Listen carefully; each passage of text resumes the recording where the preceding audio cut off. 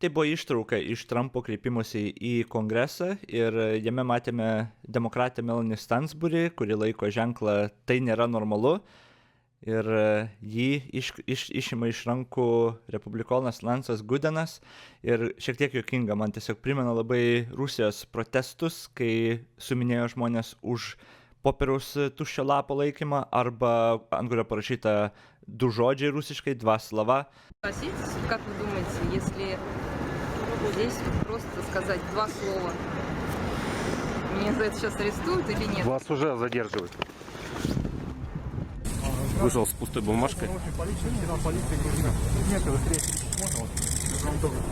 При непрекращении ваших противоправных действий вы будете подвергнуты административному наказанию, предусмотренному статьей 20.6.1.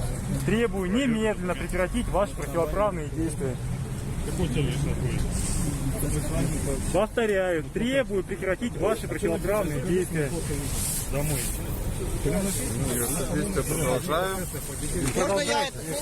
Куда вы его толкаете? Все, забрали. Kas dar buvo pasakyta toj kalboj? Trumpai, kalboje JAV kongreso nariams Donaldas Trumpas teigia gavęs Ukrainos prezidento Volodymyro Zelenskio patikinimą, kad Kijevas pasirengęs dėrėtis dėl taikos ir pasirašyti susitarimą dėl naudingųjų iškasenų. Pasak Trumpo, Maskva taip pat siunčia signalus, kad yra pasirengusi taikai. JAV prezidentas pakartojo siekius perimti Panamos kanalo ir Grenlandijos kontrolę. Manau, kad ją gausime, pareiškė jis apie pastarąją. Apie šitą mes pakalbėsim to šiek tiek daugiau, nes tai nėra pilna citata.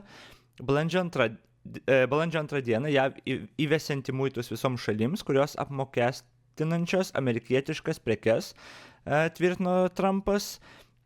Trumpas beveik nekalbėjo apie karą Gazoje, tik užsiminė, kad toliau sieks normalizuoti santykius tarp Izraelio ir Arabų valstybių. Prezidentas žadėjo karpyti mokesčius ir toliau mažinti valstybės tarnybą. Daug dėmesio Trumpas skiria migracijai, žadėdamas užbaigti didžiausią Amerikos istorijoje deportacijos operaciją. Kartu jis pažadėjo auksinę kortą užsieniečiams, galintiems susimokėti $5 milijonus. Trumpas nedviprasmiškai leido suprasti, kad neskirs pastangų kovai su klimato kaita, vietoje to skatins iškastinio kuro gavybą ir automobilių pramonę.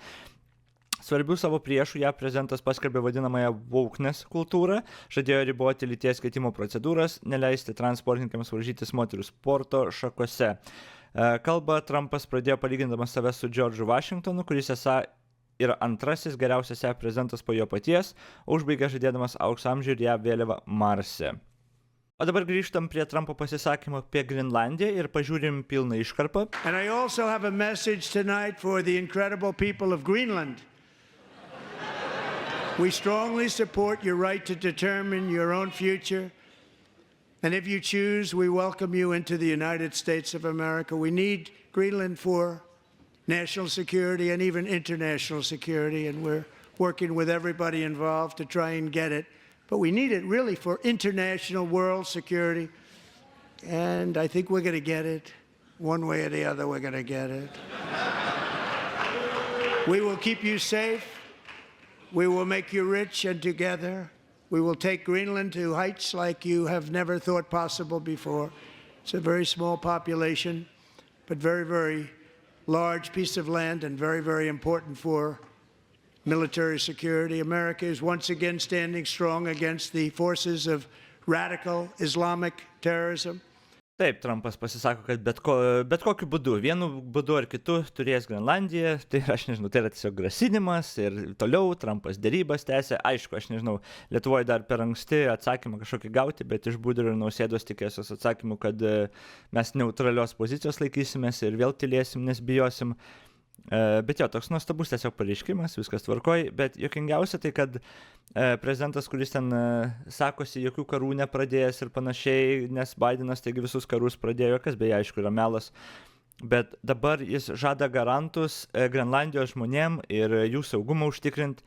Seniuk, taip užtikrinsi saugumą, kaip Ukrainui užtikrini prieš rusus, jo? Tai tiesiog, aš nežinau, kodėl turėtų kažkas pasitikėti ir tipo Amerika dabar ir sakyti, jo, jūs saugumą mums užtikrinkit, jo, matom, kaip jie saugumą užtikrina ukrainiečiams, tiesiog atiduodami juos vilkams ir terrorizuodami ir šantažuodami juos. Bet jo, čia situacija, kurie ateityje neišvengiamai rutuliosis ir žiūrėsim, koks bus ir Europos, ir Grenlandijos, ir Lietuvos atsakas tada, nes kol kas, aišku, nieko nėra.